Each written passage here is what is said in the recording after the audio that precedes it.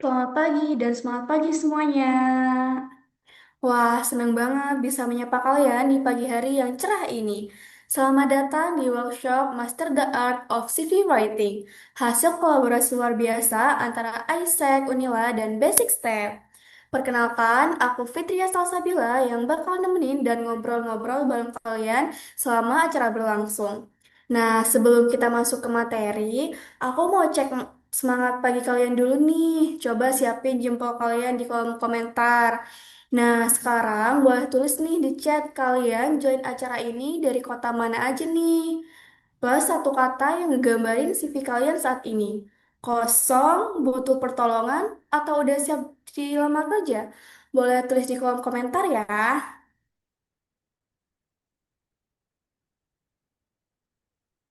Kosong nih. Wah, ada yang dari Surabaya nih, Kak. Oke, ternyata masih banyak banget ya yang CV-nya kosong.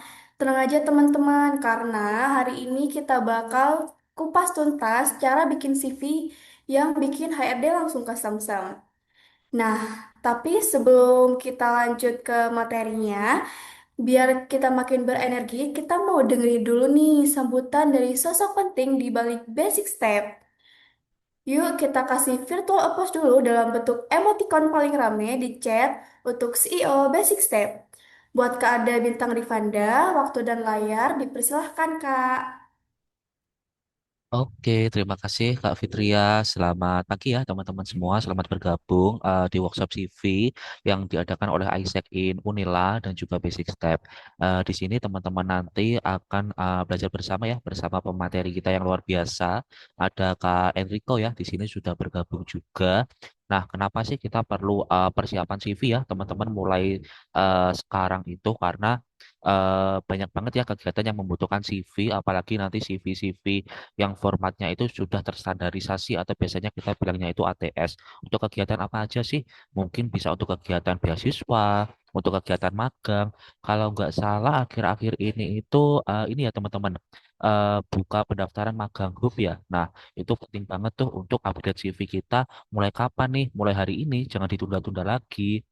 Nah, nanti silahkan ya kalian explore bersama Kak Enrico selaku pemateri. Silahkan bertanya sebanyak-banyaknya karena nantinya semoga bermanfaat kegiatan ini bagi aktivitas teman-teman ke depannya. Kurang lebih seperti itu. Selamat pagi, selamat belajar bersama. Terima kasih, aku kembalikan ke Kak Bella. Wah, yang disampaikan Kak Ada tadi tuh bener banget loh teman-teman. CV tuh emang sepenting itu ya. Nah, boleh dong kita ketik thank you Kak Arda di kolom chat. Terima kasih Kak Arda atas sambutan dan motivasinya hari ini. Nah, oke, sekarang kita masuk ke sesi yang pastinya udah ditunggu-tunggu banget nih.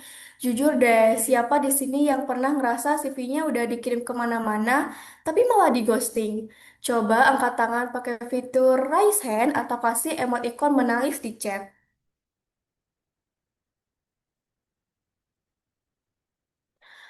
Tuh, ternyata masih banyak banget loh CV-nya yang di ghosting. Nah, biar nggak di ghosting lagi, pagi hari ini kita bakal bongkar Head rahasianya number langsung 56, ke ahlinya. student mobility. Most outstanding student FEB Unila, anjir. Beliau adalah Enrico Bagus Pratama, selaku Lokal Komite Presiden Isaac in Unila. Kita sapa dulu yuk. Halo Kak Enrico. Halo, halo, Bila. Suaraku kedengeran nggak ya? Sudah Kak, sudah aman nih. Selamat pagi ya Kak, apa kabarnya nih hari ini? Alhamdulillah, luar biasa. Aku bangun lebih pagi untuk nyiapin hari ini sama Basic Step, Wah, actually. makasih banget loh Kak. Nah, kakaknya udah siap menyelamatkan CV teman-teman di sini belum? Siap banget dong, karena aku juga sebelumnya kayak teman-teman gitu, aku pernah dapat banyak penolakan. I mean kayak banyak application, tapi nggak pernah dapat offering karena CV gitu. Jadi aku pengen sharing juga pengalaman aku di sini. Yeay, teman-teman, yuk ramaikan kolom chat dengan emoticon api buat menyambut Kak Enrico Bagus Pratama.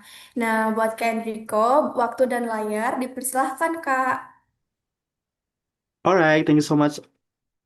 Alhamdulillah. Dan thank you so much juga buat Kak Arda tadi untuk opening speech-nya. Mungkin aku izin untuk mulai sesi ya. Wait, give me 3 minutes untuk share screen.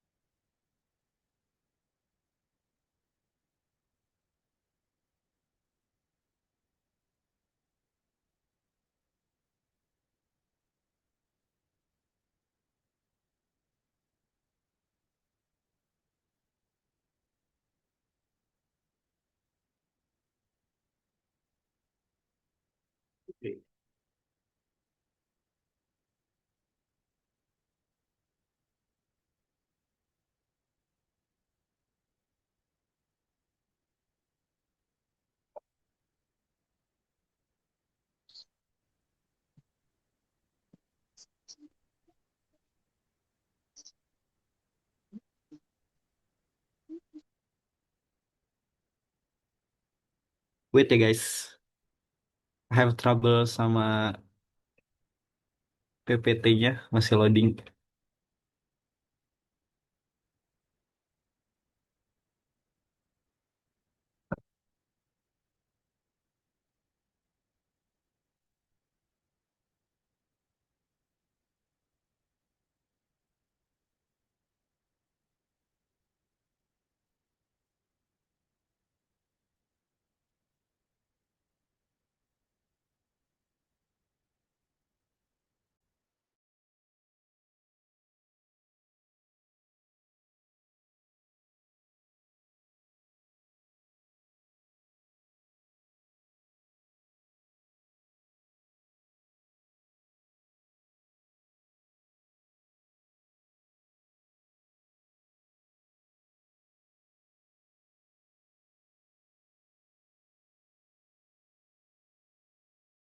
Oke, apakah udah terlihat PowerPoint-nya?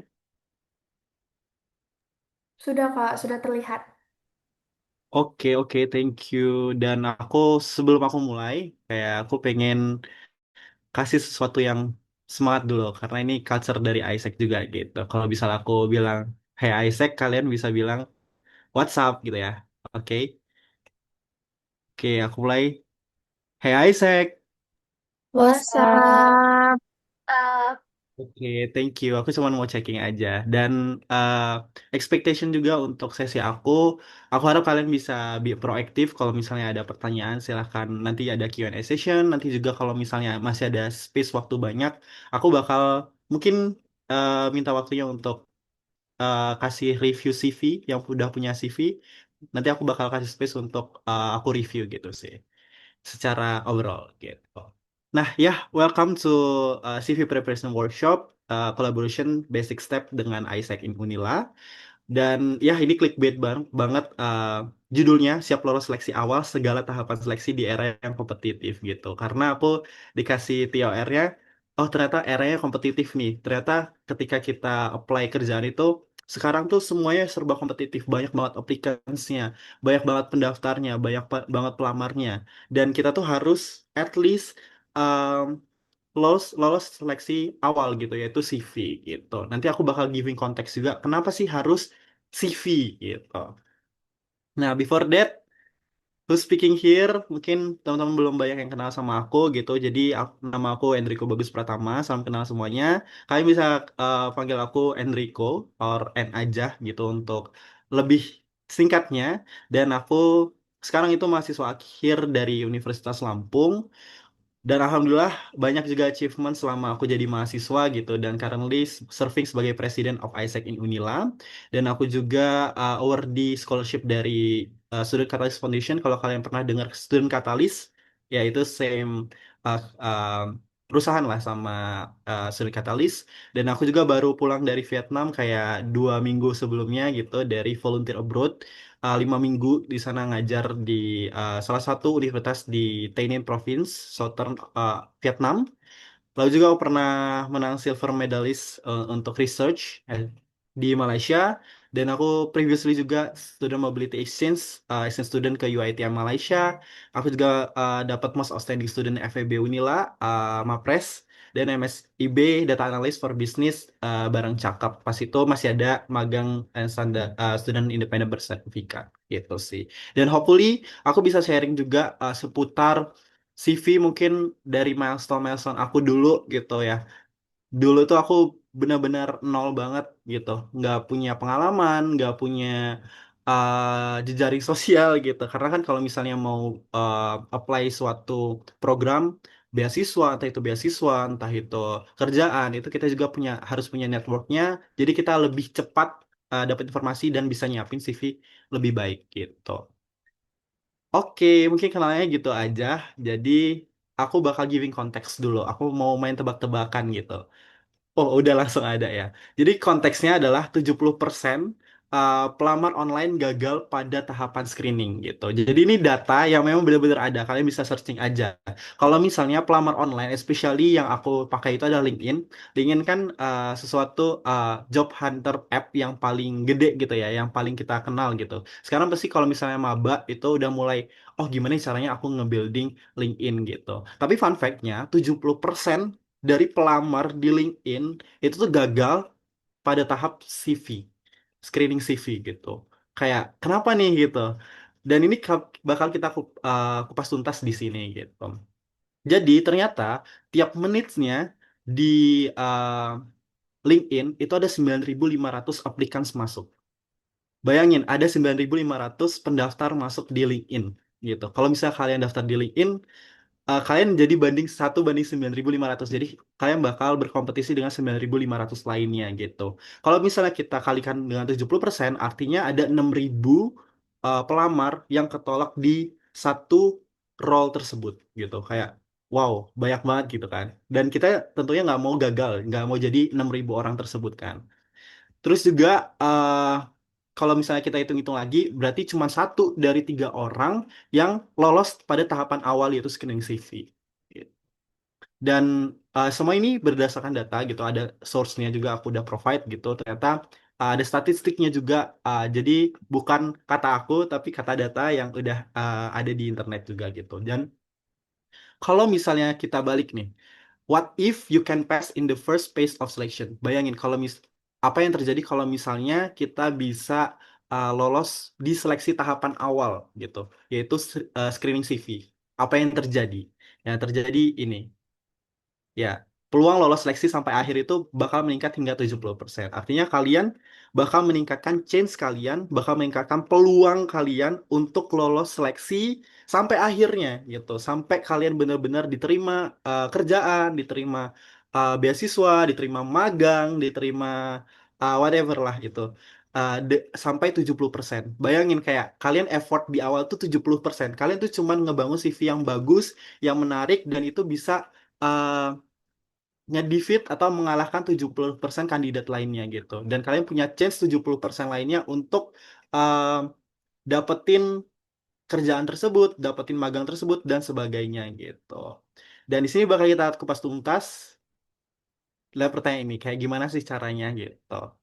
Caranya pastinya bakal aku bagi ke beberapa step juga gitu. Nanti tolong di notes juga di take notes karena sometimes ada yang nggak ada di PPT karena aku bakal banyak yapping juga gitu yang berdasarkan pengalaman atau experience aku sebelumnya gitu.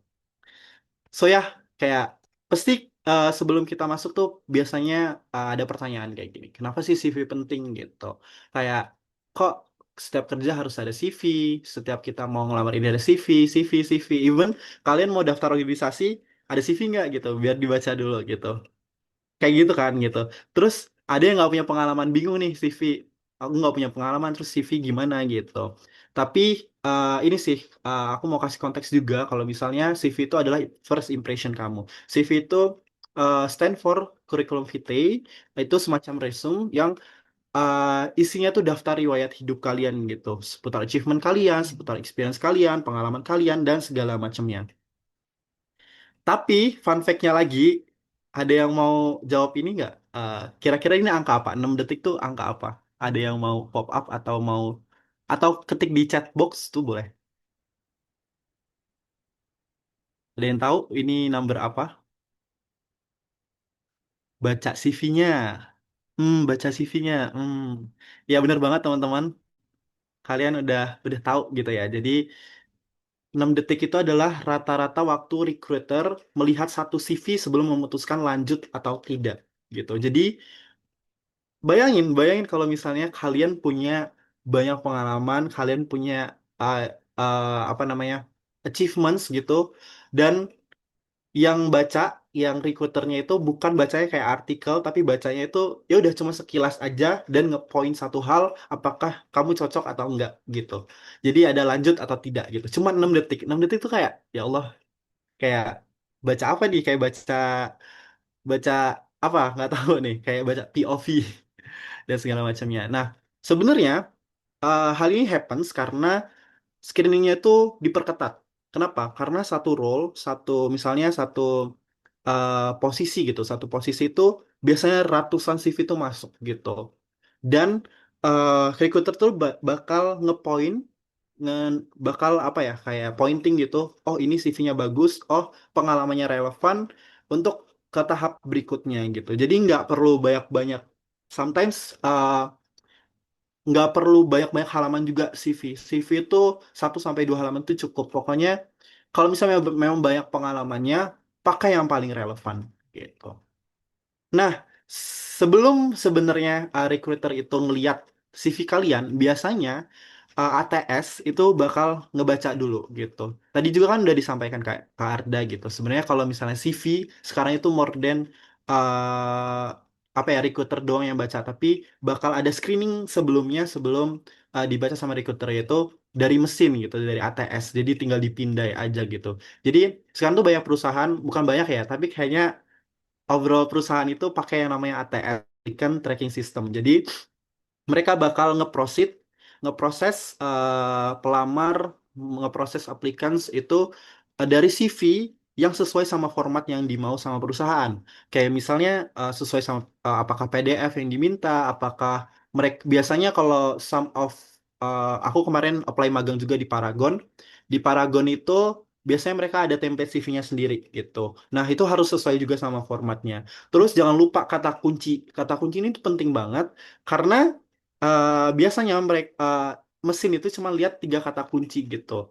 Apakah itu skill kalian kayak misalnya leadership, problem solving dan segala macamnya. Sometimes itu bagus banget uh, untuk ngepointing kalau misalnya CV kalian itu layak untuk ke next step-nya gitu.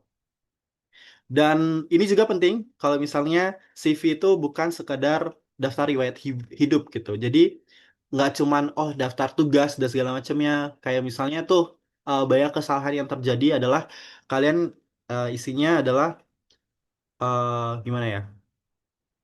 Jadi panitia panitia MPLS nih misalnya, panitia MPLS atau panitia PKKMB gitu ya, panitia PKKMB. Ya udah cuman gitu doang sama uh, mengorganisir bla bla bla gitu. Biasanya tuh cuman kayak ngasih responsible, tugas, tanggung jawab dan segala macamnya, tapi nggak ada achievement yang kalian capai gitu. Jadi CV itu bukan sekedar riwayat hidup kalian, gimana proses kalian mendapatkan achievement tersebut, tapi bagaimana kalian mendapatkan sebuah pelajaran dari achievement tersebut, sebuah uh, gimana kalian dari pengalaman tersebut itu bisa kontribusi ke pengalaman tersebut atau ke posisi yang di pengalaman kalian itu gitu sih. Lihat nggak? Ya, kurang lebih gitu sih. Nah, tapi banyak masalah yang terjadi gitu. Kayak misalnya ini deep down yang sebelumnya ya, yang bukan sekedar daftar riwayat hidup. Jadi, kebanyakan dari kalian itu, uh, dan ini aku dulu gitu, ketika aku masih maba gitu ya, uh, CV aku tuh terlalu generik gitu, terlalu general, terlalu umum gitu. Bertanggung jawab atas kegiatan acara AAA hingga bla bla bla gitu. Tapi nggak ada hasil, nggak ada angka yang jelas gitu. Apa sebenarnya output yang telah kamu berikan, telah kalian berikan di posisi tersebut gitu. Jadi jangan terlalu generik, tapi be spesifik gitu. Terus biasanya ada yang cuma daftar tugas gitu, kayak aktivitas sehari-harinya gitu. Sebenarnya ini kayak sama gitu ya. Kalau misalnya tadi yang generik itu kayak ngejelasin tanggung jawab kalian di role tersebut, di pengalaman tersebut sebagai panitia acara tuh apa. Tapi kalian juga biasanya kayak gini, sebagai panitia acara MPLS kan. Nah, aktivitasnya apa? Mengorganisir apa itu kayak weekly meeting, pertemuan tiap minggu, terus mengorganisir member untuk melakukan tugasnya dan segala macamnya. Nah, itu sesuatu yang bagus, cuman it will be great kalau misalnya kalian tambahin dampak atau pencapaian achievements-nya gitu. Balik lagi ke hasil atau output yang jelas gitu. Nah, biasanya CV aku dulu juga sulit dipindai gitu, kayak formatnya berantakan, fontnya beda-beda, nggak konsisten, terus susah dibaca cepat. Nah, itu yang bikin kita kurang apa ya, recruiter tuh kurang tertarik gitu. Jadi format tuh harus bener gitu. Jadi harus konsisten kayak dari headnya, terus dari isinya tuh apa gitu. Itu harus konsisten dan ordernya tuh harus bener atau urutannya tuh harus bener. Lalu yang terakhir ini aku kok dari apa nih ya? Dari kayaknya aku ketika aku udah banyak pengalaman aku coba-coba daftar magang. Nah, aku tuh sering ya, sering ngelakuin hal ini nih. CV-nya tuh nggak disesuaiin gitu. Satu CV dikirim ke semua lowongan tanpa menyesuaikan posisi. Nah, jadi pas itu uh, pada waktu itu MSIB itu aku daftar dan CV aku ya udah itu aja dan kirim di semua CV dengan posisi yang beda, dengan role yang beda, dengan tugas yang beda. Padahal kalau misalnya kita tailoring atau kita sesuaikan CV kita itu sesuai sama posisi yang mau kita apply atau kita ya mau kita lamar, itu tuh bakal lebih bagus gitu. Kenapa? Karena sesuai. Karena tadi ada ATS. ATS itu berdasarkan kata kunci gitu. Biasanya kalau kalian mau daftar atau mau apply sesuatu, mereka tuh perusahaan itu bakal ada general requirements-nya gitu. Ada ketentuannya gitu. Kayak mereka tuh cari orang yang kayak mana sih gitu. Mereka cari yang dari background mana. Nah, itu yang bisa dipointing dari ATS dan juga recruiter bikin recruiter kalian tuh tertarik sama CV kalian gitu. Nah, itu mungkin ini bisa di notes juga kayak apa yang harus dihindari dan masalah yang sering terjadi gitu. Dan kita bisa improve di nextnya gitu. Nah, ini dagingnya gitu. Jadi ya gitu. Dan ini aku bakal pakai Jonathan Javier Methods. Ini tuh sangat-sangat populer di uh, LinkedIn gitu. Jonathan Javier ini cuma sharing aja sih seputar CV-nya. Jadi CV-nya itu cuma kayak gini aja gitu. Tapi uh, ada highlight-highlight warna gitu ya. Nanti aku bakal jelasin satu-satu apa highlight warnanya gitu. Karena mostly aku juga bakal ngomongin the konteksnya dari isinya. Gimana sih cara ngisi experience yang benar, ngisi ya experience work experience, pengalaman kerja, pengalaman organisasi yang benar tuh gimana dan segala macamnya gitu. Dimulai dari struktur CV dulu gitu. Struktur CV itu yang paling common dan yang paling mudah untuk dibaca ATS itu adalah yang pertama ada header gitu. Header ini it depends on you gitu. Apakah kalian mau pakai foto atau enggak gitu. Karena sometimes aku pakai foto juga. Kenapa? Karena ada uh, posisi yang aku lamar itu butuh foto gitu. Kayak misalnya uh, kalau misalnya kita daftar untuk hospitality, hospitality kayak the receptionist, barista atau waitress atau jadi organizer mereka biasanya butuh foto juga gitu. That's why itu bisa disesuaikan aja, adjustable aja gitu. Nah, headernya mostly kalau misalnya generalnya nggak perlu pakai foto, tapi depends on ini lagi perusahaannya mintanya gimana. Cuman generalnya ada nama itu bisa jadi kayak judul besar gitu. Nah, nama kalian, kontak kalian pastinya entah itu dari WhatsApp, email, LinkedIn, dan itu basicnya juga dan itu harus satu baris dari identitas yang profesional jadi artinya satu baris aja nih kayak misalnya di sini dan kalian juga bisa kasih domisili kalian nggak perlu alamat lengkap gitu ya karena uh, biasanya kan confidential juga alamat gitu sama WhatsApp juga phone number juga biasanya confidential gitu sebenarnya kalau misalnya untuk mereka yang uh, udah more profesional mereka tuh nggak pakai kontak tapi pakai langsung ke email gitu tapi untuk kita biasanya kita cantumin email dan juga nomor handphone gitu kalau kalian udah build up LinkedIn profile juga bisa langsung di attach di situ terus yang kedua education gitu sebenarnya sebelum header itu kalau aku ada kayak selayang pandang atau kayak about me gitu. Nah, sebenarnya itu ya balik lagi itu adjustable aja karena aku pakai Jonathan Javier Methods, jadi sebenarnya itu nggak perlu gitu. Jadi education ini matters juga karena apa biasanya posisi yang kalian lamar itu harus sesuai sama background kalian, background pendidikan kalian, education gitu. Nah, kalian bisa kasih universitasnya, terus jurusan kalian apa, organisasi kayak pengalaman organisasi secara general di situ bisa di attach aja di situ, dan penghargaan akademik kayak misalnya most outstanding student dan segala macamnya boleh di attach di situ. Tapi mostly yang yang related atau berkaitan dengan universitas kamu gitu. Nah, IPK itu juga depends on you apakah mau di attach atau enggak. Tapi kalau misalnya di atas 3 itu kan berarti bagus ya, IPK GPA kalian gitu. Jadi more convenience juga dan more trust juga, oh ini orangnya cerdas nih gitu, oh ini orangnya pinter nih, recruiter bakal secara nggak sadar bakal berpikir kayak gitu karena ya back then uh, 3 3.0 itu GPA-nya udah bagus banget juga gitu.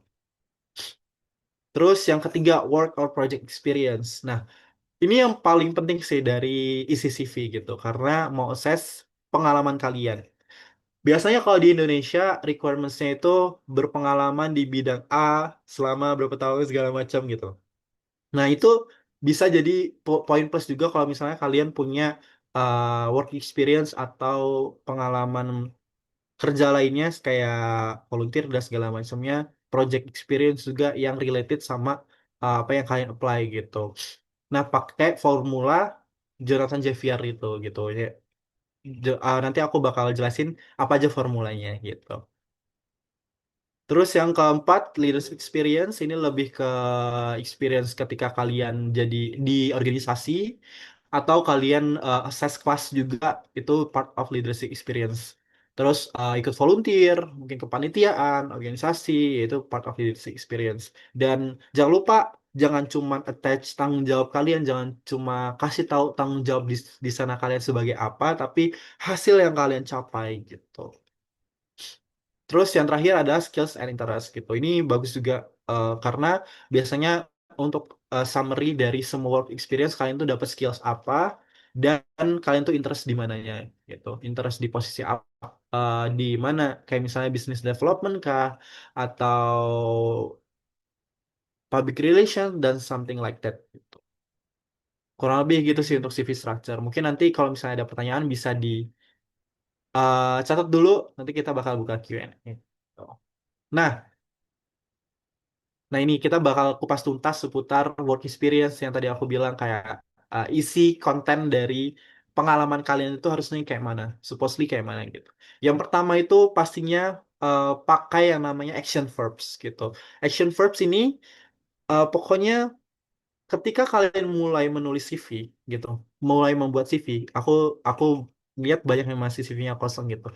Mulai sama action, mulai sama sesuatu yang actionable gitu. Verbs ya, verbs berarti kata kerja, pakai kata kerja. Kata kerjanya kayak apa? Research gitu, meneliti. Terus yang kedua di sini ada develop. Develop berarti membangun, membuat, create gitu. Nah, itu action verbs gitu. Itu pasti di awal tuh kayak gitu semua gitu. Entah itu analyze, menganalisis, meneliti, membangun, memimpin, dan segala macam itu part of action verbs gitu. Kenapa? Karena penting karena itu tuh ngelihat oh kalian tuh X sebagai apa sih di situ.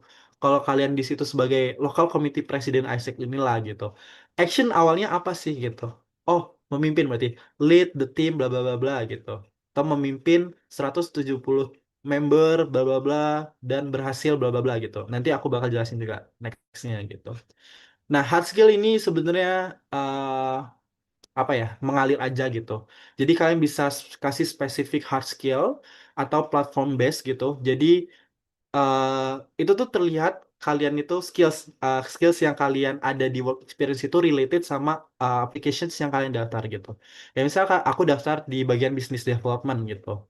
Nah, aku sebelumnya kan ada MSIB Data Analyst for Business tuh. Business Development tuh bisa jadi insight gitu. Jadi aku bisa kasih kayak analyze bisnis atau menganalisa suatu bisnis dan mendapatkan kayak misalnya insight dan dapat apa ya? Mendapatkan insight bukan uh, sharing insight gitu. Sharing sharing itu apa ya? Membagikan insight perusahaan dari nanti ada angkanya kayak matriksnya sama impact-nya gitu. Kurang lebih kayak gitu sih. Dan nah kayak misalnya nih, kata Jonathan Javier, I was going into strategy operation, so I put relevant skills pertaining to the industry gitu. Kayak misalnya nih di course ini kelihatan nggak ya? Post Operations Management Intern, dia action verbs-nya analyze gitu. Analyze apa sih? Hard skill itu kan finance stat. Kayak, analyze the financial statement, analyze COGS, analyze business summary report, something like that. Itu adalah part of hard skill. Gitu sih. Get ya? Hopefully gitu sih, bisa get. Next-nya, nah, impact matrix. Sorry, ini batu baterai. Laptopnya habis, jadi wait. Nah, terus yang perlu di attach juga, yang perlu ada di CV kalian itu impact matrix-nya. Jadi harus ada angkanya. Tadi aku udah bilang harus ada angkanya. Nah, kenapa harus ada angkanya? Angka itu tuh penting banget untuk assess seberapa jauh kalian itu, seberapa jauh action verbs kalian itu berhasil gitu. Kayak misalnya di sini ada operation satisfaction rating by 11% gitu. Berarti sebelumnya itu kan ada impact statements gitu ya. 11% itu tuh ngegambarin action verbs kalian. Karena kalian research ini, kalian bisa ningkatin satisfactions dari member, kepuasan dari customer gitu. Itu ke 11%. Itu ada impact matrixnya. Pokoknya yang ada angkanya, setiapnya harus ada angkanya. Atau kalau misalnya kalian pernah intern freelancer atau segala macamnya di sosial media tuh biasanya reach atau kayak meraih 300 engagement. Nah, 300 engagement itu part of impact matrix gitu. 300 engagement of youth atau 300 engagement pemuda di platform Instagram dan meningkat dari tahun sebelumnya sebanyak berapa persen gitu. Itu adalah impact matrix gitu. Nah, gimana untuk assess impact matrix ya? Kan aku nggak tahu, Kak, aku kerjanya ya udah, yang penting ada ini, aku nggak tahu kayak number itu bisa dapat dari mana. Yang pertama, kalau misalnya kalian kerja di formal sectors, biasanya mereka itu udah ada KPI-nya gitu untuk setiap kerjaan kalian.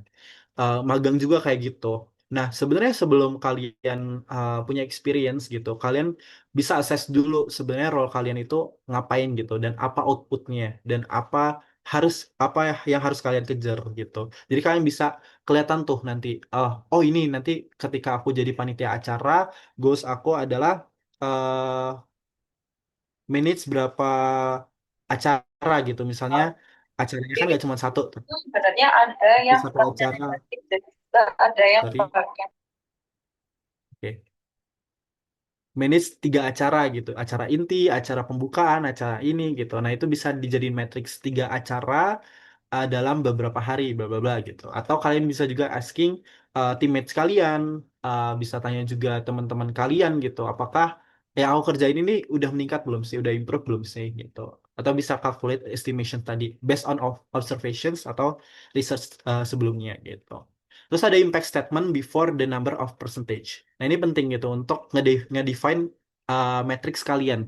Angka kalian itu sebenarnya angka apa sih gitu. Kayak misalnya adalah berhasil meningkatkan penjualan sebanyak 30%. Nah, berhasil meningkatkan penjualan itu adalah impact statements. 30% adalah impact matrix. Dan mereka itu adalah satu kesatuan yang utuh gitu.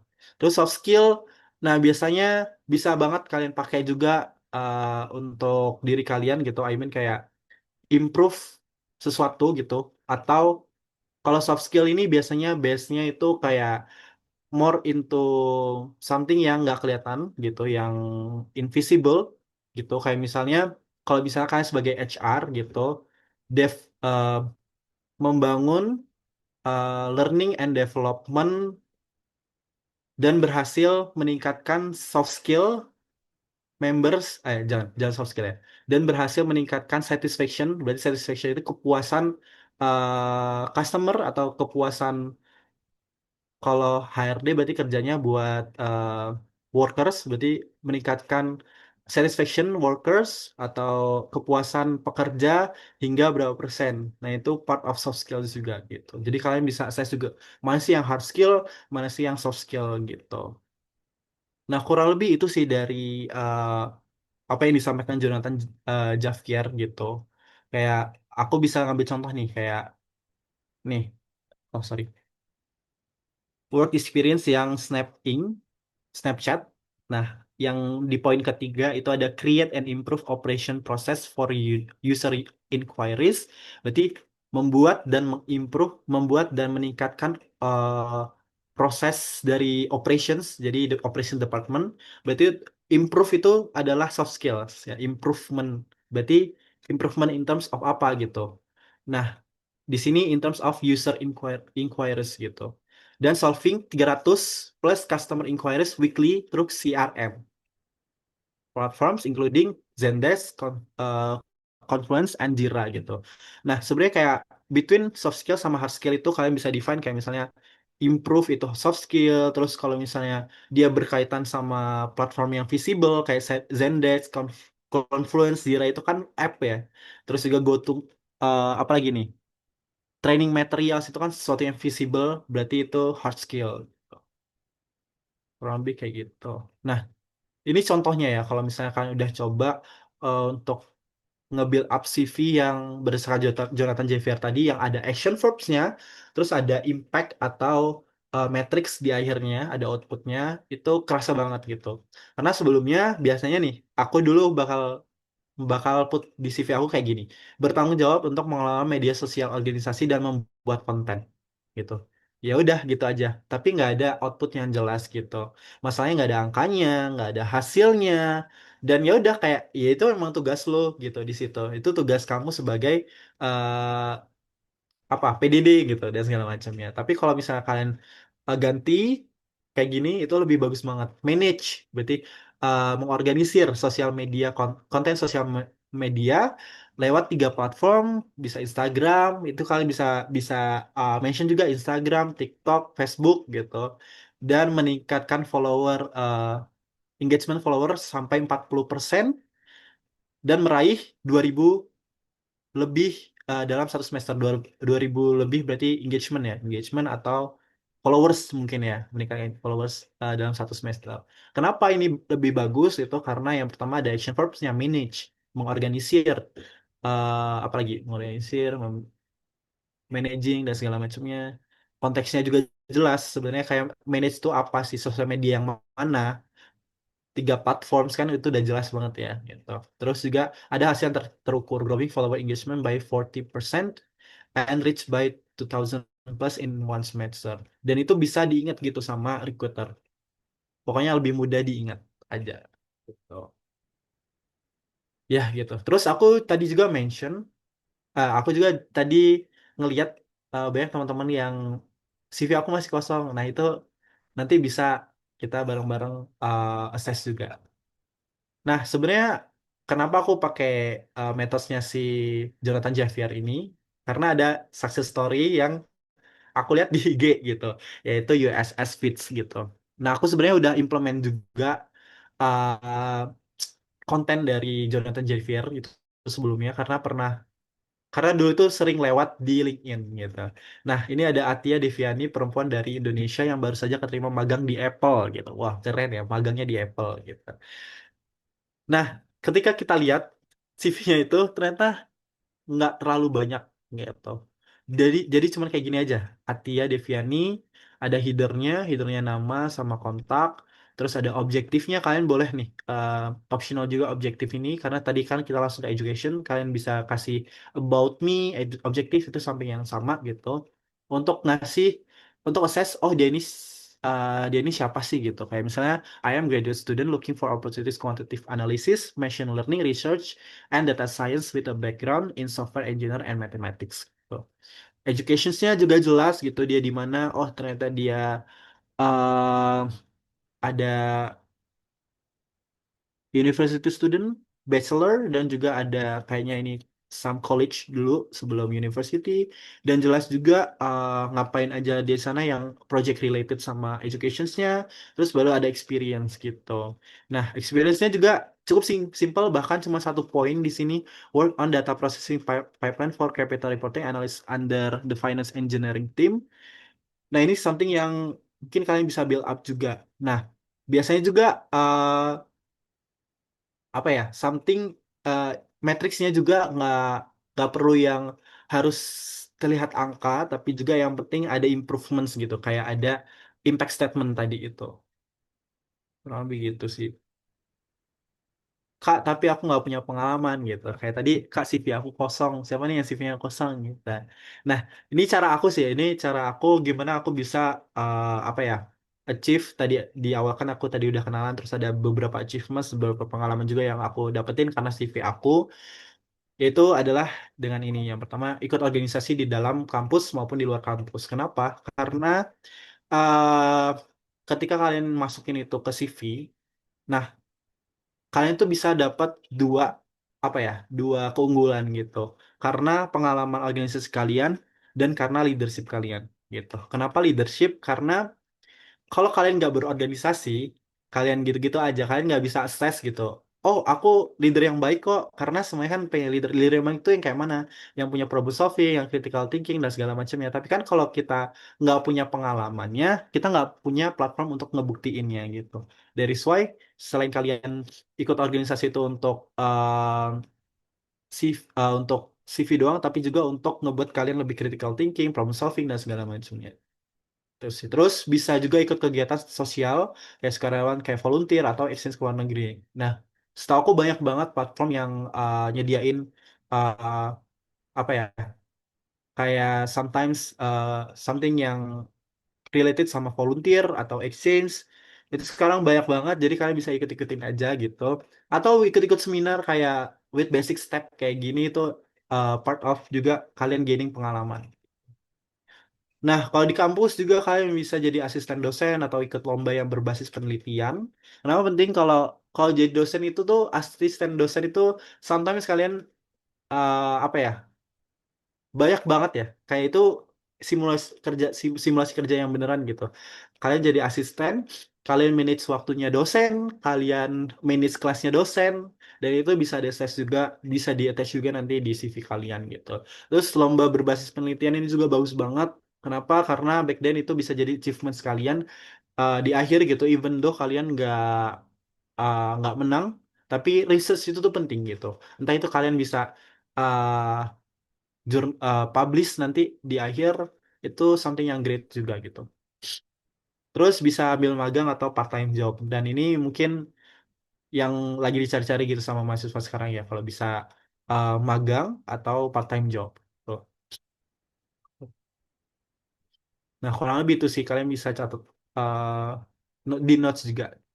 Nah di kemarin basic step minta aku kayak kalau bisa gimana sih cara pakai AI gitu, pakai AI untuk building CV gitu. Sebenarnya itu disclaimer dulu, AI ini adalah alat gitu, tools gitu. Jadi bukan berarti CV kalian semuanya dibuat sama AI, oke? Jadi eh, tolong diingat itu. Jadi either kalian pakai platform kayak Cloud, Gemini, atau ChatGPT, semua itu sama gitu. I think ketika aku search CV aku di Cloud, di Gemini, di ChatGPT, mereka tuh apa ya ngasih suggestions yang sama gitu. Jadi kita pintar-pintar juga untuk gimana ngakalin mereka itu AI ini tuh untuk benar-benar sesuai sama apa yang kita mau gitu. Jadi jangan ngebuatnya uh, jadi jangan AI yang ngedrive kita tapi kita yang ngedrive AI gitu. Nah, yang pertama yang harus kalian lakuin kan pasti kalian harus nge-prompt gitu ya. Tapi yang paling pertama itu harus brainstorming dulu sama structuring gitu. Nah, kalian minta AI membantu memecah pengalaman panjang jadi 2 sampai 3 bullet point yang fokus sama hasilnya gitu. Kayak misalnya kalian bisa ceritain dulu satu pengalaman gitu. Pengalaman sebagai panitia acara di BEM gitu misalnya. Panitia acara di BEM. Nah, kalian kasih tahu activities kalian itu ngapain, terus juga key performance indexnya apa, berhasil apa enggak, dan segala macamnya, dan minta AI untuk pecah pengalaman tersebut jadi 2 sampai 3 bullet point yang ada hasilnya, yang ada fokusnya, yang ada numbernya. Terus kalian bingung nih, nggak ada numbernya, ya udah kalian nggak apa-apa, ceritain aja pengalaman kalian di prompt, masukin ke AI, nanti AI biasanya kasih suggestions gitu. Hasilnya tuh bisa berupa gini, berupa gini, berupa gini, berupa gini, angkanya bisa gini, gini, gini. Nah, nanti kalian bisa tes aja, oh, misalnya berhasil mencapai X dari berhasil mencapai X dari sebelumnya Y, dari Y di tahun sebelumnya, gitu. Itu bisa nanti kalian X sama Y-nya diganti angka yang menurut kalian itu pas, gitu. Yang kedua tentunya nerapin yang namanya action verb, apa yang dikerjain sama hasil yang tadi. Action verbnya apa? Manage, analyze, develop, create, nah yang kayak gitu. Dan bisa membantu merapikan kalimat mentah ke formatnya gitu. Jadi kalimatnya mentah banget nih, kayak aku berhasil mengorganisir 2 sampai 3 members untuk mengerjakan Figma dan manage sosial media dan berhasil meningkatkan penjualan sebanyak bla bla bla. Nah, itu nanti biasanya dia AI bakal ngebantu kalian untuk ngebuat bullet point-nya dan juga apa ya, ganti formatnya ke action verb, apa yang dikerjain sama hasilnya.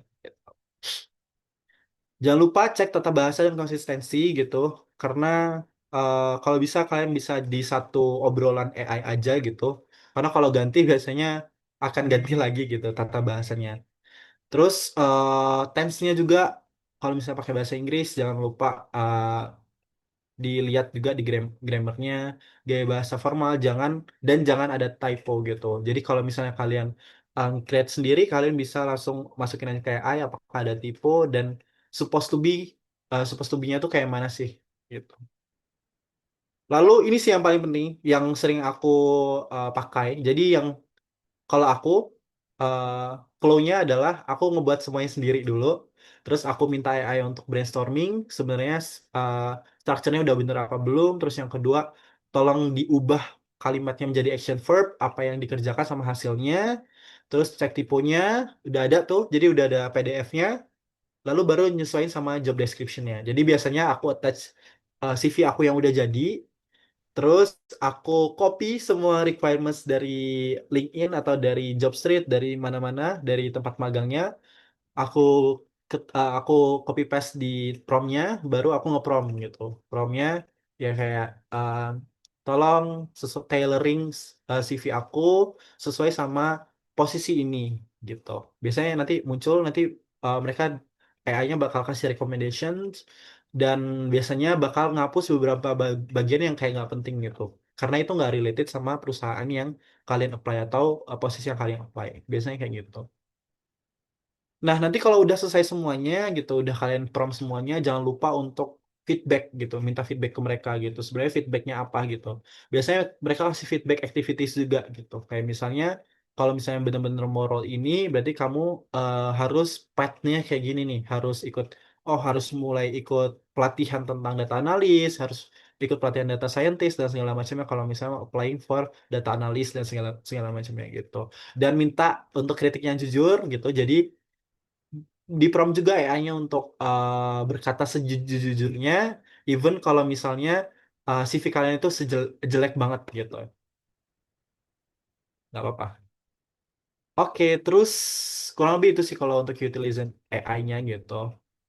Kalian bisa tetap pakai banyak platform, itu depends kalian senyamannya aja gitu. Tapi mostly aku pakai Cloud, Gemini, ChatGPT, Perplexity. Nah, itu ya tergantung kalian gitu.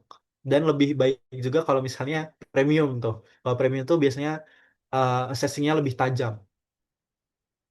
Nah, ini yang paling penting sih, tailoring CV ke perusahaan yang akan aku apply. Nah, aku sombong dikit ketika itu udah punya banyak pengalaman kayak aku eh, pede aja untuk applying beberapa perusahaan untuk magang gitu. Tapi turns out even nggak dapat panggilan atau eh, screening atau interview itu nggak dapat gitu karena aku nggak tailoring CV ke perusahaan gitu, nggak nyesuaiin CV aku ke posisi yang aku apply.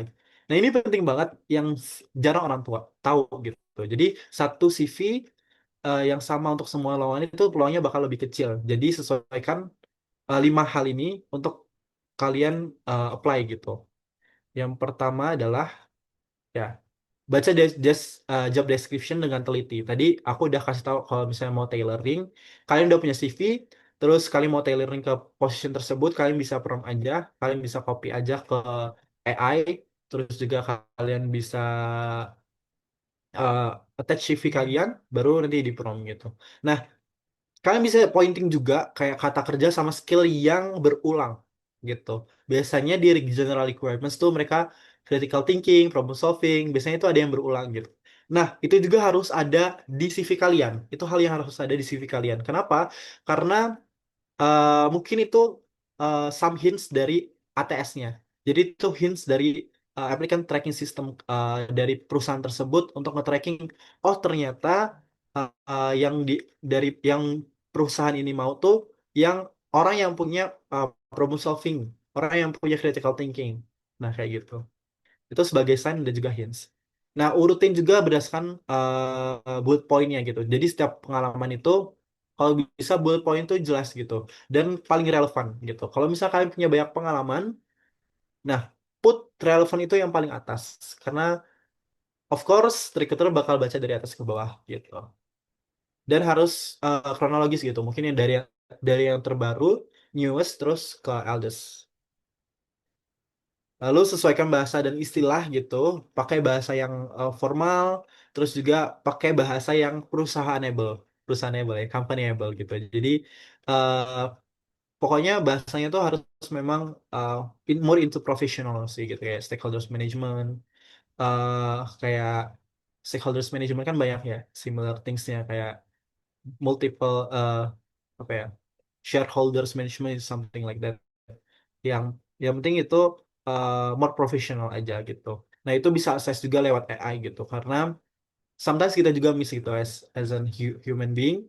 Tapi kalau misalnya kita minta bantu AI gitu, ingat bantuan ya bukan semuanya dari AI, itu bisa ngebantu banget untuk kita assessing bahasa sama istilah yang kita pakai di CV tersebut. Terus jangan lupa riset singkat perusahaan. Kenapa? Penting.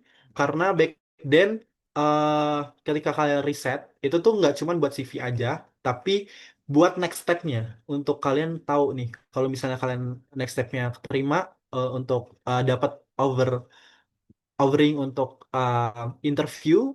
Nah, itu kalian udah mulai tahu dari mana nih perusahaan ini sebenarnya lagi cari apa. Perusahaan ini tuh lagi butuh orang yang kayak mana sih dan aku harus X sebagai apa gitu. Terutama ya kayak value dari perusahaannya, produk yang mereka jual gitu misalnya atau proyek terbaru yang di posisi itu tuh ada di general requirements gitu. Yang tadi kayak misalnya skill gitu. That's why baca job description juga penting gitu. Nah, buat satu template master gitu, grandmaster yang benar-benar assessing semua CV kalian, pengalaman kalian gitu. Jadi semua pengalaman itu masuk ke sana semua. Tapi nanti ketika apply kalian nggak pakai CV yang itu, nggak pakai CV induk ini, tapi kalian bakal susun ulang yang paling relevan sama perusahaan yang mau kalian apply gitu. Jadi nggak semuanya itu relevan sama perusahaan yang atau posisi yang kalian apply. Jadi please coba di assess. Oh ternyata ini penting atau enggak, ini bagus relevan atau enggak untuk posisi yang aku apply gitu. Karena sometimes uh, aku punya both contohnya nih, aku punya both experience di business development di operations juga di customer experience di frontliner gitu terus aku juga punya experience di data analyst gitu nah when it comes untuk aku daftar magang gitu itu posisinya business development nah yang frontliner itu nggak penting gitu. Kayak misalnya jadi customer experience, customer service itu kayak yang nggak relevan. Yang relevan apa? Yang data analis itu bisa jadi uh, bis, bisa di highlight. Kenapa? Karena di business development juga ada business insight gitu. Itu bisa di highlight. Dan business development representatif pengalaman sebelumnya itu bisa di highlight gitu. Jadi put mana yang paling relevan di ordernya atau urutnya itu bisa yang atas. Nah, itu aku bisa nyoba dan itu berhasil gitu sih. Nah, begitu. Nah, ini things yang harus kalian notes juga sebelum kalian ngirim CV dan eh, pokoknya kesalahannya harus dihindari gitu. Nah, nah ini tip biasanya banyak nih tip yang typo gitu dan kesalahan tata bahasa. Bahasanya itu agak sulit dipahami. Kita acknowledge kalau misalnya CV ini pakai bahasa yang profesional. Tapi bahasa profesional itu bukan melulu tentang bahasanya itu sulit gitu. Tapi harus jelas. That's why kenapa aku minta kalian itu pakai action verb, apa yang kalian lakuin sama hasilnya gitu. Dan selalu proofread 2 kali gitu. Jadi kalian baca ulang. Terus, nah ini biasanya kalian kalau misalnya ngirim cover letter atau ngirim lamaran kan biasanya mostly juga lewat email gitu. Nah, emailnya jangan pakai email kayak apa ya, Bila Cantik 6969 gitu misalnya. Jangan kayak gitu, tapi pakai nama yang profesional gitu. Fitria Salsabila, ada angka nggak Bapak, @gmail.com. Nah itu lebih, oh ini profesional, ada namanya gitu. Dan juga formatnya ya. I mean format dari PDF, dari resume atau CV kalian, jangan CV siapa nih? CV Enrico fix, nggak bakal ganti-ganti gitu. Jangan kayak skripsi lah. Ya ini CV, kita professional things. Foto yang tidak relevan atau terlalu kasual. Nah, kalau misalnya kalian diminta attach foto, please kasih foto yang more formal gitu. Jangan jangan kayak orang selfie gitu ya. And then CV lebih dari 1 halaman tanpa alasan kuat gitu. Jadi, hopefully CV itu cuma 1 halaman aja, jangan terlalu banyak gitu. Karena ya, kita tahu kalau recruiter tahu kalau misalnya kamu pengalaman kalian banyak, terus juga achievement kalian situ banyak. Tapi back then, is it relevant sama posisi yang kalian lamar atau enggak gitu. That's why 1 halaman itu cukup gitu. Tapi kalau misalnya 2 halaman, hopefully make it compact, make it itu semuanya itu relevan sama posisi yang kalian lamar. Lalu mengirim CV yang sama persis untuk semua lowongan itu nggak sama gitu ya. Jadi semua lowongan itu punya specific requirements-nya.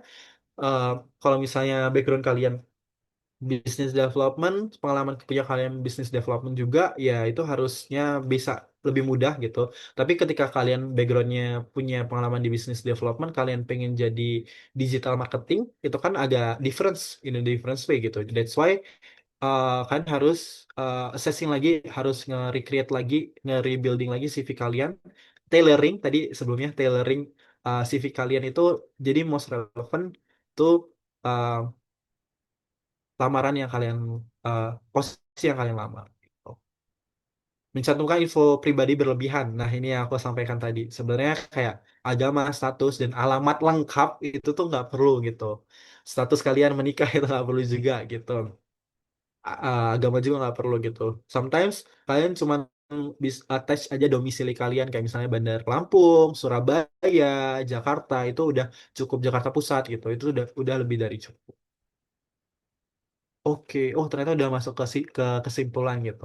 Jadi kayak kesimpulannya adalah kayak yang pertama, yang pastinya yang masih ngerasa oh belum punya banyak pengalaman untuk ngisi CV, ya masih banyak waktu untuk cari pengalaman karena pengalaman itu bisa jadi modal kalian untuk invest di kemudian hari gitu. Terus jangan lupa pahami konteks perusahaan dari role eh, dan role yang kamu tuju gitu. Jadi nggak cuma perusahaannya aja, nggak cuma produk yang mereka punya, tapi role spesifik yang kalian apply gitu. Karena setiap proses seleksi itu pasti punya target pelamar yang berbeda gitu. And then jangan lupa utilisasi AI. Ya ini optional gitu, tapi AI itu sangat-sangat membantu kalian gitu untuk assessing CV kalian tuh udah sejauh mana sih. Tuh. Dengan metode yang tadi itu Jonathan Javier dari action verbnya, terus juga ada apa yang kalian lakuin dan hasil yang terukur. Dan lakukan tailoring, tailoring itu penyesuaian ya. Eh, dan ingat ya, perusahaan peluang kalian tuh bakal lebih besar kalau misalnya CV-nya tuh specially untuk satu lamaran gitu. Spesialisasi means kalau misalnya CV kalian itu ya hanya ditujukan untuk posisi tersebut dan spesialisasi itu means kalau misalnya experience yang kalian punya di CV tersebut tuh relevan sama lamaran yang kalian posisi yang kalian lamar gitu. Jangan lupa proofreading, cek typo, terus juga formatnya dan juga kalian bisa minta orang lain yang more profesional untuk kayak assessing oh CV-nya udah bagus atau belum atau minta aja AI untuk review sejujur-jujurnya gitu karena kita nggak tahu ya. AI sometimes dia sangat manis kata-katanya gitu untuk biar kita satisfy sama mereka gitu. That's why minta aja mereka untuk sejujur-jujurnya. Gitu sih. Maybe kayaknya dari aku itu aja dan thank you so much guys untuk waktunya udah ngedengerin. Nextnya bakal ada Q&A sessions mungkin ya. Aku kembaliin ke Bila as an MC. Wah, ternyata CV itu beneran sepenting itu ya, Kak. Bahkan bisa ningkatin peluang 70% biar kita lulus di seleksi berikutnya. Nah, materi yang disampaikan oleh Kak Enrico tadi tuh bener-bener ilmu semua loh, teman-teman. Nah, sekarang coba aku mau tanya nih ke peserta. Dari materi Kak Enrico tadi, hal baru apa sih yang paling bikin kalian kayak, oh ternyata gitu ya? Nah, kalian boleh share singkat di kolom chat ya.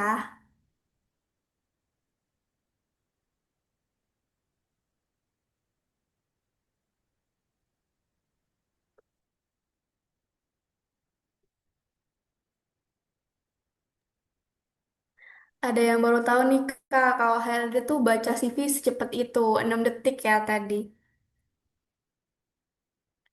Nah, sekarang saatnya kita masuk ke sesi Q&A. Nah, siapa sih yang mau bedah atau konsultasiin kendala CV-nya langsung sama Kak Enrico? Nah, buat yang pengen ngobrol live nih, langsung klik tombol raise hand sekarang juga ya. Tapi buat yang kalian punya kendala untuk open mic atau open cam, boleh banget ketik pertanyaannya di kolom chat dengan format nama dan pertanyaannya. Yuk, dipersilahkan.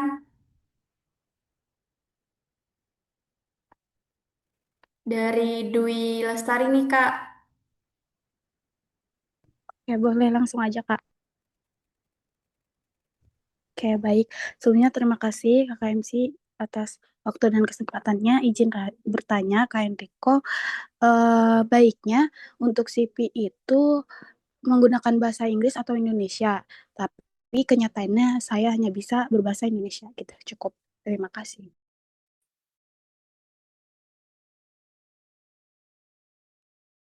Oke, Dwi ya tadi. Ini aku Betul. langsung jawab atau gimana sih? Sorry. Boleh, Kak, boleh langsung dijawab. Oke, thank you. Pertanyaan bagus banget gitu. Kayak sebenarnya kan tadi aku juga pakai dua bahasa gitu ya di PPT gitu. Nah, it depends sih sebenarnya eh untuk CV. Nah, CV itu nggak sebenarnya nggak harus pakai bahasa Inggris guys gitu. As long kalian pakai format yang tadi gitu. Tadi aku juga udah jelasin kayak action verbs-nya gitu, action yang kalian eh, pakai di CV kalian, terus juga ada apa yang kalian lakuin sama hasil akhirnya gitu. Jadi nggak harus melulu tentang pakai bahasa Inggris gitu. Cuman beberapa perusahaan biasanya itu beberapa posisi itu biasanya kan pakai bahasa Inggris tuh kayak misalnya we are hiring for digital marketing requirements you can read the requirements below gitu. Berarti it should be CV kalian in English gitu sih karena back then mereka kan offeringnya offer lamar posisi tersebut itu in English ya gitu. Jadi it will be great kalau misalnya kalian pakai CV English gitu. Tapi nggak apa-apa coba aja kalau misalnya kalian punya CV bahasa Indonesia tetap pakai format yang ada action verb terus juga ada strukturnya jelas dari head dari education background dari work experience leadership experience atau organizational experience skills sama achievements itu at least ada dalam satu CV gitu ya. Dan make it compact. I mean kayak kalau misalnya kalian banyak pengalamannya, dikompakin di yang penting satu halaman itu cukup, atau kalau kalian sedikit pengalamannya, dibuat more wider, jadi satu halaman itu kelihatan apa ya, kelihatan compact, bukan ada gap-gapnya gitu, atau kelihatan kayak oh kayak masih ada sisanya gitu gitu sih. Terus ya balik lagi, structure yang pertama tadi aku bisa pointing, strukturnya harus jelas gitu, konsisten. Terus juga yang kedua jangan lupa tailoring sesuai sama perusahaannya. It depends on yang kalian lamar, but mostly karena di Indonesia ya bisa pakai bahasa Indonesia juga. Terus yang ketiga adalah jangan lupa pakai action verbs, apa yang kalian lakuin dan juga hasil akhirnya yang harus ada numbernya gitu, miserable gitu. Hopefully bisa menjawab. Terjawab Kak Enrico. Terima kasih banyak. Terima kasih Kak Dwi pertanyaannya dan Kak Enrico jawabannya. Teman-teman ada yang mau nanya langsung lagi nggak? Bisa klik tombol raise hand ya.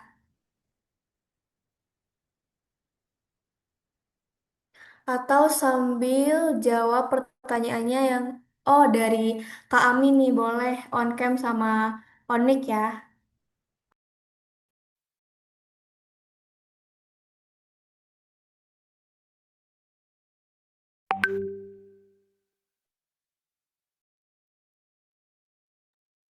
Mungkin sambil menunggu Kak Ami bisa kita jawab pertanyaan yang ada di kolom chat ya. Ini ada dari Kak Nastiti.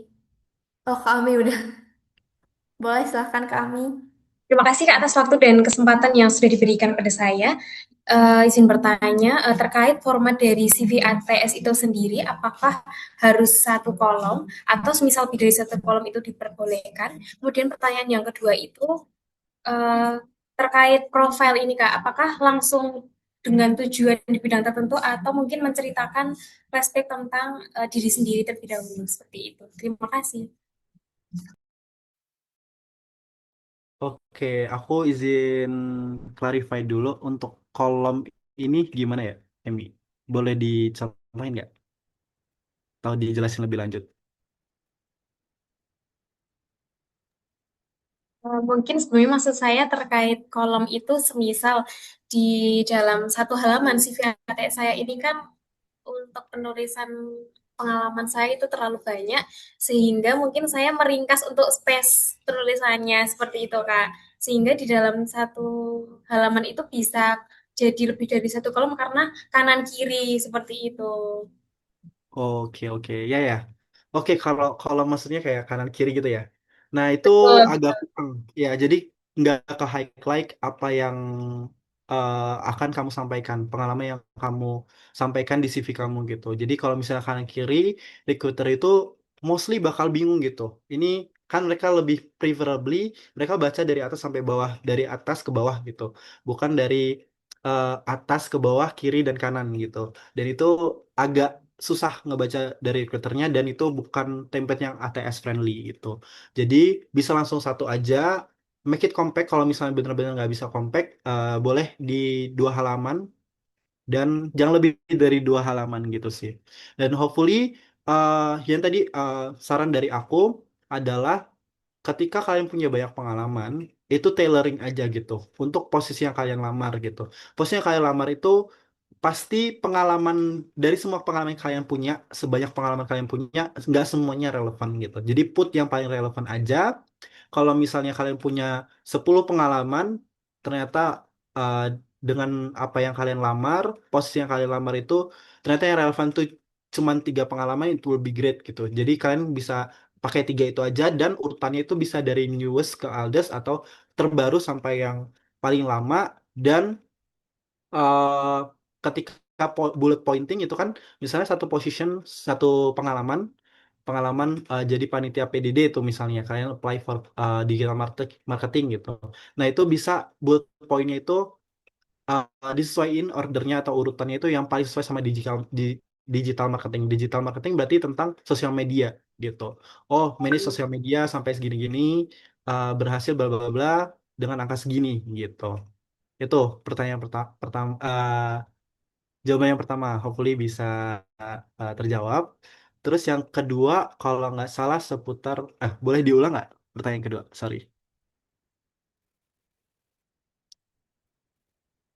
Pertanyaan yang kedua itu terkait penulisan profil diri. Jadi sebaiknya itu bagaimana? Apakah langsung on point saja ke bidang tertentu, misal mau magang ataupun mau mendaftar kerja seperti itu, atau seperti apa Kak Bingnya? Oke, good questions banget ini untuk profile ya. Nah, fun fact-nya profile itu tuh eh, kita cuman dikasih satu space, yaitu cuman satu paragraf aja, jangan lebih gitu. Dan di situ isinya apa sih? Contents itu adalah diri kalian, background kalian. Jadi saya adalah mahasiswa semester akhir jurusan ini di universitas ini. Terus yang kedua adalah interest gitu, tertarik di bidang ini kayak misalnya digital marketing, business development dan segala macamnya gitu. Baru skill yang kalian punya gitu. Skill yang kalian punya dari pengalaman pengalaman yang ada di bawah gitu. Kayak misalnya lewat beberapa pengalaman, Emmy memiliki skills problem solving, critical thinking dan berhasil bla bla bla gitu. Jadi yang paling pertama adalah background, yang kedua adalah interest kamu di mana, dan yang ketiga adalah skill gitu. Dan make it satu paragraf aja, jangan terlalu banyak gitu. Karena biasanya uh, dan profile itu penting banget. Kenapa? Penting, penting banget kalau aku bilang itu karena satu, uh, ATS tuh biasanya pointing dari situ juga gitu. Mungkin ketika nanti kalian punya uh, posisi yang mau kalian lamar, kalian tuh udah tahu, oh ternyata skill ini yang diulang-ulang gitu. Berarti mereka butuh orang yang punya skill ini gitu. Nah, skill tersebut bisa kalian put juga di profil kalian. Jadi bisa langsung ke highlight.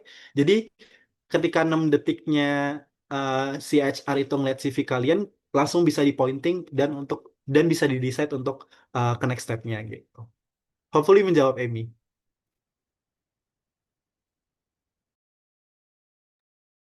Kak Ami, apakah sudah menjawab? Ya, sudah. Terima kasih Kak. Terima kasih Kak Ami. Nah, Thank you, Kak, thank ini you. beberapa teman-teman eh, ada yang tanya apakah ada sesi review CV. Nah, Kak Enrico sendiri kira-kira bersedia nggak ya untuk mereview satu aja CV dari teman-teman? Boleh banget, boleh, boleh, boleh, Bila. Kayaknya bagus banget nih.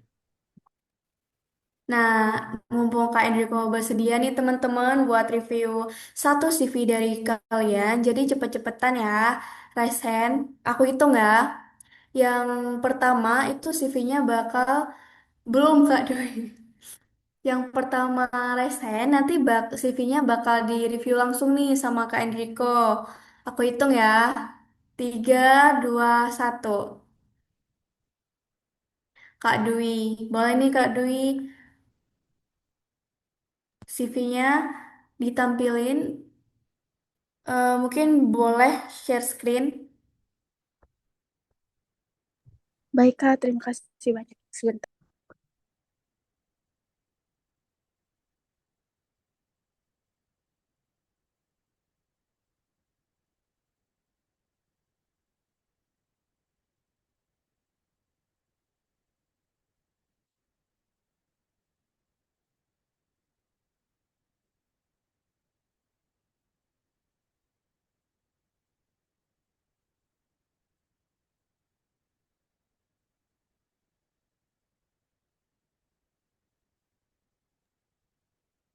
Alright, Dwi Lestari Silahkan Kak Enrico. heading.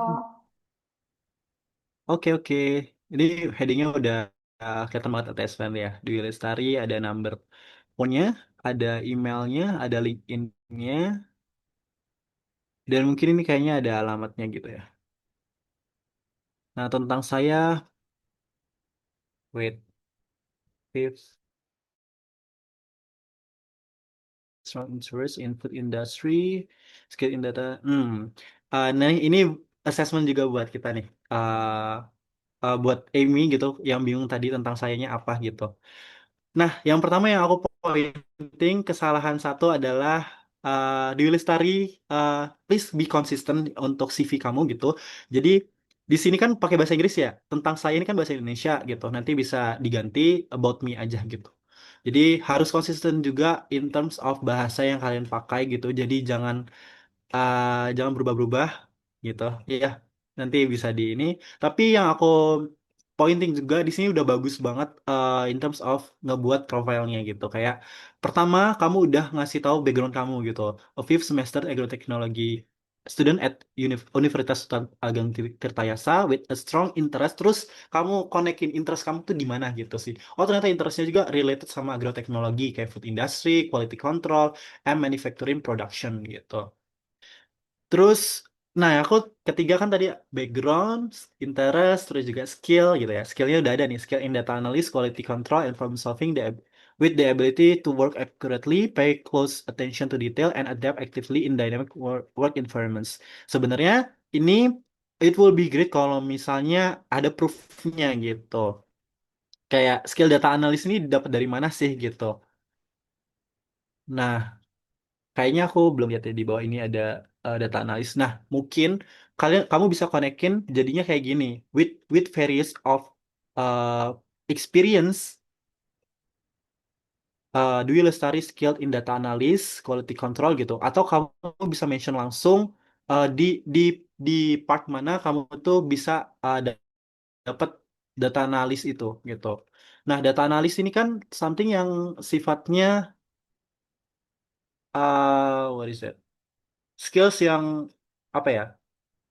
Hard skill atau soft skill, tapi skillnya memang harus ada pelatihannya gitu kan. Nah, itu bisa di assess aja gitu. Tapi kalau untuk kayak problem solving, ability work accurately, itu bisa dikonekin sama one satu ini aja, satu experience yang sama. Tuh, kurang lebih gitu sih. Nah, data analis ini juga, nah ini hindari tipe-tipe juga ya. Kayak analis ini kan bukan analisis, data analisis, tipe nggak? Analis atau analisis nanti bisa itu di SS aja juga. Nah, bisa minta AI juga untuk kayak udah bener atau belum. Tapi mostly untuk profile itu bagus udahan gitu. Tapi untuk kayak some kayak hard skill, data analysis itu kan hard skill ya jatuhnya kalau sekarang.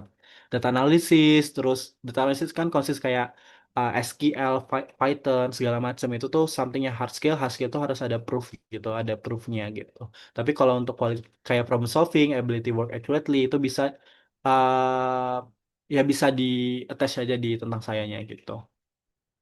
Education juga udah bagus.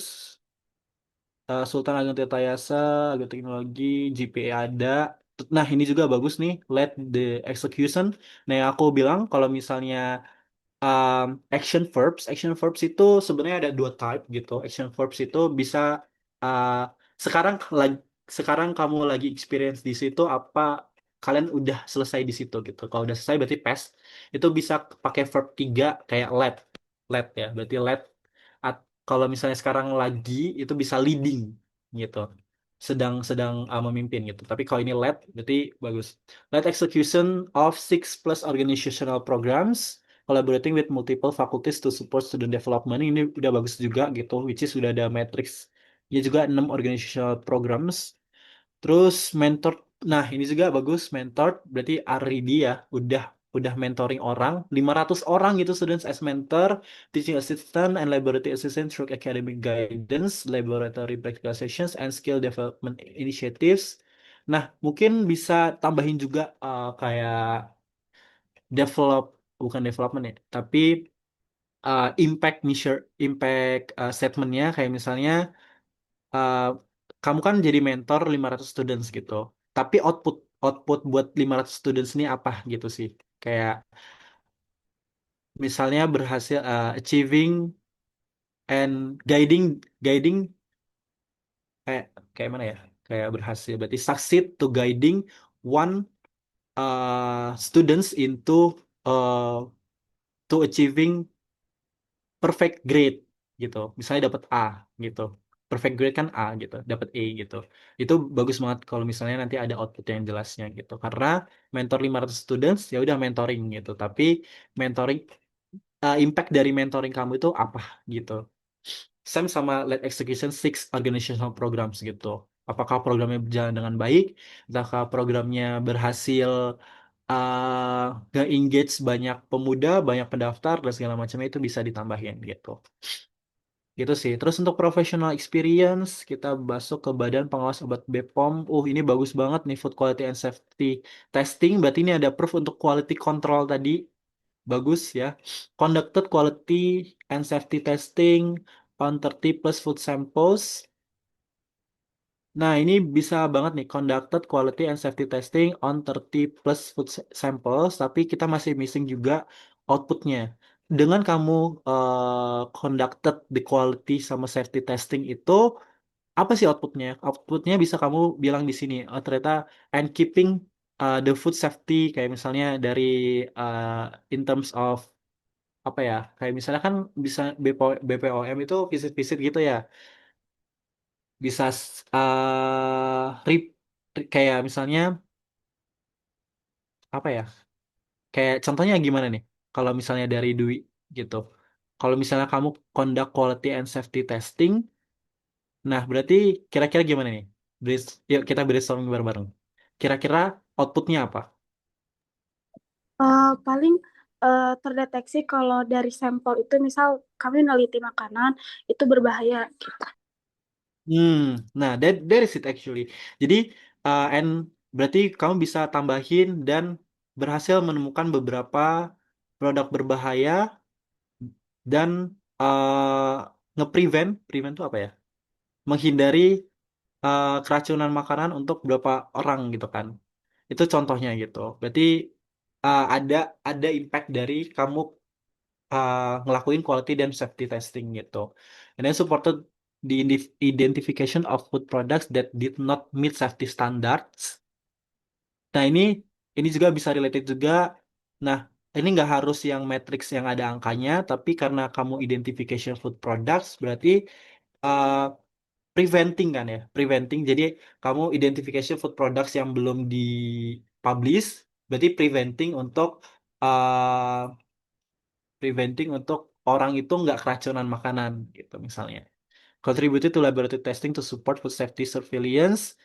Uh, Contributed laboratory testing to support food safety surveillance.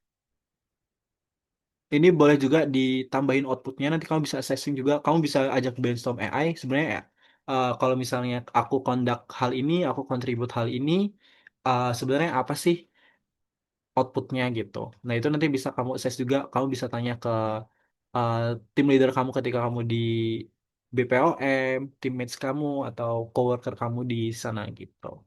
PT Perkebunan Nusantara Regional 4 conducted CPA quality testing to ensure compliance with quality standards.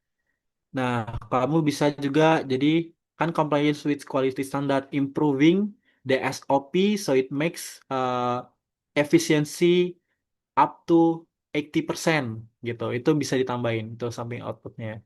Nah, ini udah bagus ya, udah bagus kayak overall kayak BPOM, Persero itu bagus, tapi kita masih missing something yaitu output sama key metrics-nya yang ada angkanya. Kenapa harus ada angkanya? Karena ketika recruiter ngeliat ada angkanya, berarti apa yang kalian lakuin itu measurable semua. Measurable itu means kalau misalnya semua itu bisa diukur gitu. Oh, ternyata kamu bisa mengukur seberapa baik pengalaman kamu di sini gitu. Nah, ini kayak misalnya PTMS Apparel Quality Control nih, reduce the product reject rate from 2% to 0% during the internship period gitu. Nah, ini bisa dijelasin lagi kayak kamu ngelakuin hal apa sih untuk nge-reduce the project rate gitu. Reduce project rate from 2% to 0% ini udah matriks yang jelas during the internship period. Nah, tapi kamu bisa tambahin by apa gitu. By itu maksudnya kayak dengan cara apa kamu nge-reduce product reject rate ini gitu. Tentang misalnya communications of building atau building trust with the customer gitu. Karena kalau misalnya reduce project rate gitu atau quality dari uh, apparel tersebut, quality dari t-shirt tersebut, berarti apa yang kamu lakuin gitu. Nah, ini sebenarnya kan related sama yang pertama ya, conducted product quality inspection. gitu. Sebenarnya itu bisa dijadiin satu, which is conducted product quality inspections in accordance with company quality standards and success to reduce the product reject rate from 2% to 0% during the internship period. Itu jadi satu aja itu udah lengkap gitu. Gitu sih dari aku. Nah, ini juga nih PT Mayora Indah ini bagus nih. Nah, ini it will be great kalau misalnya operated production robots in accordance with standard operating procedures and success to reducing machine downtime from 5% to 0% through efficient machine operations. Karena kamu tadi apa namanya? eh, ngelakuin SOP tadi, kamu berhasil untuk ngereducing machine downtime dari 5% ke 0% gitu. Itu udah jadi satu kalimat yang utuh gitu. Daripada da- eh, jadi bullets yang berbeda gitu. Karena satu sama lain itu related kan. Gitu. Organizational experience actually kamu bisa juga buat kayak professional experience kalau misalnya jabatannya tinggi gitu. Kayak berapa lama kamu menjabat, terus juga apa yang kamu lakuin di sana dan outputnya juga apa gitu itu bisa banget gitu. Jadi boleh sama persis kayak work experience tata bahasanya gitu, nggak cuman organizational experience aja karena sometimes juga buat teman-teman yang nggak punya program nggak punya pengalaman magang, nggak punya pengalaman kerja itu organizational experience-nya boleh dibuat kayak professional experience-nya gitu sih. Gitu, kurang lebih achievement sudah bagus banget, gold medalist semua. National Biology Science Olympiad keren banget. Skills oke, udah bagus gitu. Ya udah bagus banget gitu. Kurang lebih gitu sih dari Dwi gitu. Ada pertanyaan nggak kira-kira? Wah, cukup dapat dipahami nanti paling selebihnya dari revisian dari Kak Enrico ke depannya saya perbaiki. Oke, terima Oh. kasih beribu-ribu kali lipat. Terima kasih banyak. Terima kasih juga Dwi udah lebih proaktif dan teman-teman semoga bisa diimplement juga di CV kalian nantinya yang suggestions dari aku tadi itu di CV Dwi gitu. Wah, keren banget ya CV Kak Dwi tadi. Makasih Kak Dwi udah mau ngasih kesempatan CV-nya mau direview. Nah, teman-teman, karena waktu yang terbatas, kita mau minta maaf buat teman-teman yang pertanyaannya mungkin belum sempat dijawab karena waktunya juga terbatas. Jadi, terima kasih buat teman-teman yang udah aktif bertanya dan terima kasih banyak juga buat Kak Enrico atas jawaban yang super mencerahkan. Nah, sebelum narasumber kalian ini berpisah dari layar Zoom, ada sesi penyerahan apresiasi nih sebagai bentuk terima kasih. Kita akan menyerahkan sertifikat secara simbolis untuk Kak Enrico. Kepada perwakilan panitia, dipersilakan untuk menampilkannya di layar. Kak Oke, Enrico, siang Kak boleh Enrico. kasih Kak Enrico boleh kasih senyum terbaiknya ya. Kita foto bersama sertifikatnya dalam hitungan 3, 2, 1. Sekali lagi, terima kasih banyak ya Kak Enrico atas ilmu dan waktunya yang sangat insightful pagi hari ini. Sukses selalu, Kak. Thank you Bila and thank you semua partisipan yang udah hadir dan thank you juga untuk Kak Arda.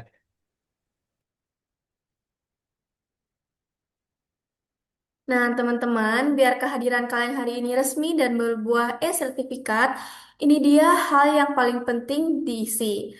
Link presensi udah disebar sama panitia di kolom chat, dan kalian juga bisa scan barcode yang ada di layar ya. Yuk semuanya langsung diklik dan diisi sekarang.